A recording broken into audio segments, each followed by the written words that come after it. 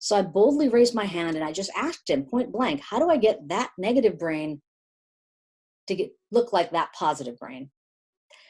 And what he said shocked me because he said one word answer. He said, meditation.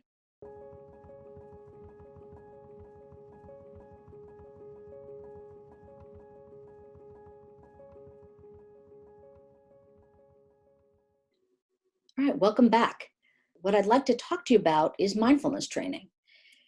And as we've reviewed so far, once we know how attention works, how powerful it actually is, and how it can actually become vulnerable and even compromised as a function of things like stress and mind wandering, we feel compelled to try to understand what we can do about it. And that's actually how mindfulness entered my laboratory's research. And it actually entered my research because it entered my life for the exact same reasons. Back in 2004, after I had been a professor for a couple of years, studying attention, had never heard of the term mindfulness really, and would say I was probably very skeptical to almost more than a little bit skeptical regarding mindfulness. I found myself in my own high stress circumstances, kind of landing there without even knowing about it. As a young mom whose husband was in grad school, running a lab, having a sort of a high power career, what ended up happening to me is I ended up having a high stress response and lost feeling in my teeth from grinding. And when I had that experience, I was sort of flabbergasted because I realized I have no clue what's happening to my attention because I guess I've been very checked out of my life and perplexed that I actually study this stuff.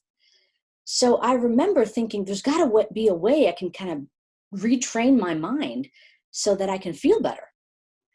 And that same sort of spring that I was having my own kind of journey with stress, a colleague of mine who happens to be a world famous neuroscientist named Richie Davidson came to the University of Pennsylvania where I was a professor, and he actually gave a wonderful talk, not anything to do with mindfulness, but he showed two images on a screen as he was ending his talk.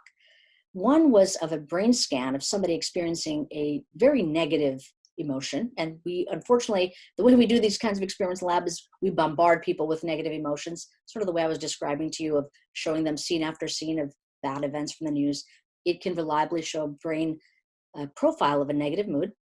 And then we do the same thing. And in fact, the other image he had on the screen was of a brain in a positive mood. And they had induced positive mood in a very similar way, good memories and good images. But even sitting in the back of the room, what I realized is that those brain images looked drastically different. And what I was experiencing was definitely more like the negative brain. So I boldly raised my hand and I just asked him point blank, how do I get that negative brain to look like that positive brain? And what he said shocked me because he said one word answer. He said, meditation.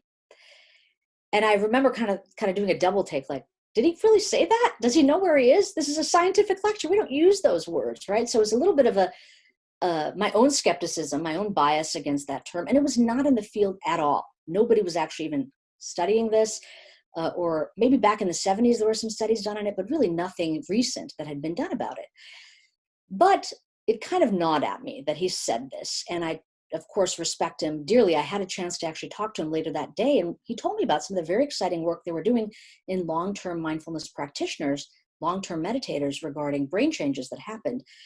But none of those studies were published. So just out of my own curiosity as a respected scientist that mentioned this word, I took myself to the library down the street and browsed through some of the well-being and self-help sections and came upon this, what ended up being one of my favorite books to this day, a little book called Mindfulness for Beginners by Jack Kornfield.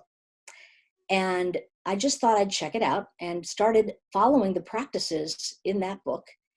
And it was probably a couple months into committing to doing the practices that I had my own aha moment where I realized, oh my goodness, I can feel my teeth again.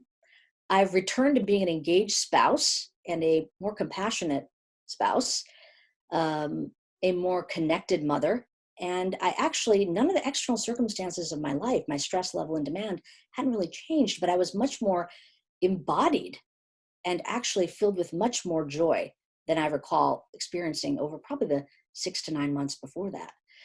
So that was a really big moment for me. But the other aha part of it that actually changed the course of my career was that I realized when I look back at Jack's words and Jack's guidance in that book is that he was talking about attention.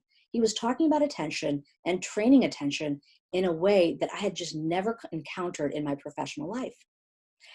But it got me very curious. So within a few months of that, I decided I was going to give it a shot and put mindfulness to the test in the lab. And what I'd like to share with you now is really the journey that began, and that has now become probably the last 15 years of what my laboratory has done, and may explain to you my particular interest in working with people that have high stress, high demand lives, but still want to live it to the fullest, both in terms of their productivity, but also their sense of wellness and wholeness in their lives. And I want to support that in the research that we do. So what we've been trying to understand is really from the brain science perspective, how is it that mindfulness training is training attention? So let's talk about that now. And it goes back to what we talked about regarding the different brain systems of attention, the orienting system, which is that flashlight, the alerting system, which is this noticing capacity, and then the sort of manager or juggler that keeps everything in line so that our goals and behavior align. When I started looking at Jack's practices, and then of course studying many other mindfulness programs, such as mindfulness-based stress reduction, one foundational exercise that we saw over and over again, that actually is part of every single mindfulness program that I've encountered, something called mindfulness of breathing, or you might call it sitting practice or breath awareness practice. It has many different kind of names, but it describes one of the more fundamental practices. And I'd like to just talk you through what the guidance is, and then we can connect it back to how it relates to brain training and attention training. So, and I'm hoping that you are practicing some of these types of practices with Jack's guidance, and you'll get the kind of direct insight from practicing in the way that probably if you read about it, you just wouldn't. So in the kind of mindfulness of breathing exercise that we offer in the programs that I study in my lab, and that probably you have done, and we're certainly part of that initial journey I took into mindfulness, involves simple instructions, right? Something like sit in a comfortable, upright, alert posture. You want to present this mode of sort of dignified alertness, not too much rigidity. And once you kind of set that posture and that intention for selecting a short period of time, let's say 10 minutes, the instructions are, again, very straightforward. For this period of time, pay attention to the sensations of the breath. So we want to get more granular than just the breath, right? Typically, it's something like pick sensations that are salient, prominent, and then pick one of those and keep your attention there. So select the sensation and then maintain your focus on it. The way we can think about it is we're essentially instructing people to shine that flashlight on an aspect of their experience of breathing. It could be the coolness of air moving in and out of your nostrils, or your abdomen moving up and down, right? So you're going to hold the flashlight steady on those breath-related sensations for the entire period of the practice. That's sort of instruction one. The second part of the instruction is notice if the mind wanders. And I think that's a very powerful instruction because of even the way it's framed. It's not, if you happen to be that random strange person that has their mind wander, then you might need to do something about it. It's in fact doing the exact opposite. It's saying, notice the mind wandering, which means you're going to have this happen to you. The mind will wander. It's its natural tendency. When that happens, when you notice it, what you're going to do, which is the third part of the instruction, is gently return your attention back to the breath-related sensations, right? So again, from the brain attention system point of view, we're shining the flashlight on a specific set of breath-related sensations. We're using our alerting system to monitor and notice where our mind is, so that if we notice that it has wandered away from this target object, the breath-related sensations, we just take that flashlight and return it back to what the intended target is. That's the management system at work. It's ensuring that our actions and our goals are aligned. So even in this very simple mindfulness of breathing exercise, we can see that we're exercising all three of the attention systems over and over and over again. And this actually ties to a bigger reason that we think that attention is strengthened by mindfulness training. It is a form of brain training for attention.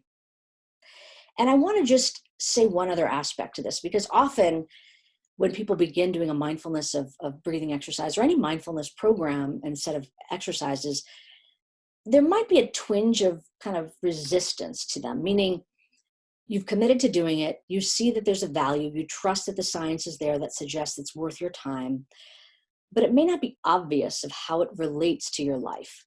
And I hope that in all the topics that we've covered regarding the real science of attention and the very important role that it plays in virtually everything we do, now you can see that strengthening this system is going to directly impact your capacity to do all of those things.